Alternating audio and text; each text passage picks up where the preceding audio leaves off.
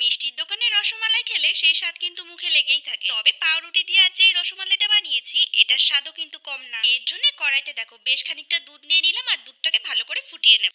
দুধটা ফোটানোর সময় এর মধ্যে 3 চামচের মতন পাউডার দুধ দিয়ে দিয়েছি আর স্বাদ মতো চিনি দিয়ে আমরা ভালো করে দেখো দুধটাকে শুকিয়ে আমরা এরকম একটা পুর তৈরি করে নিয়েছি। পুরটা ওদিকে ঠান্ডা হতে থাকুক আর এদিকে দেখো আমি স্লাইস করা পাউরুটি নিয়ে নিয়েছি। এবার পাউরুটির চারিধারটা আমরা কেটে নেব।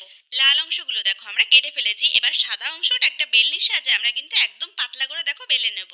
গায়ের কিন্তু পুরো জোর দিয়ে আমরা দেখো একদম পাতলা করে বেলে নেব, না হলে কিন্তু এটা আর মুড়তে পারবো না।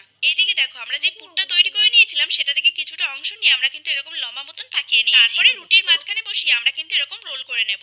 সবগুলো দেখো একই রকম রোল করে একটা প্লেটের উপর কিন্তু বসিয়ে দিয়েছি। যে কড়াইয়ের মধ্যে আমরা পুরটা তৈরি করেছিলাম সেই কড়াইয়ের মধ্যে কিন্তু 2 কাপের মতন দুধ দিয়ে দিয়েছি। দুধটা ভালো করে ফুটে উঠলে এর মধ্যে কয়েক চামচ গুঁড়ো দুধ দিয়ে দেবো আর দিয়ে দেবো স্বাদ মতন চিনি। দুধটা যখন অনেকটাই ঘন হয়ে আসবে তখন কিন্তু আমরা নামিয়ে ফেলবো। তারপরে যে প্লেটের উপর পাউরুটিগুলো সাজিয়েছিলাম সেই প্লেটের উপরে কিন্তু আমরা দুধটা পুরো ঢেলে দিয়েছি। দুধের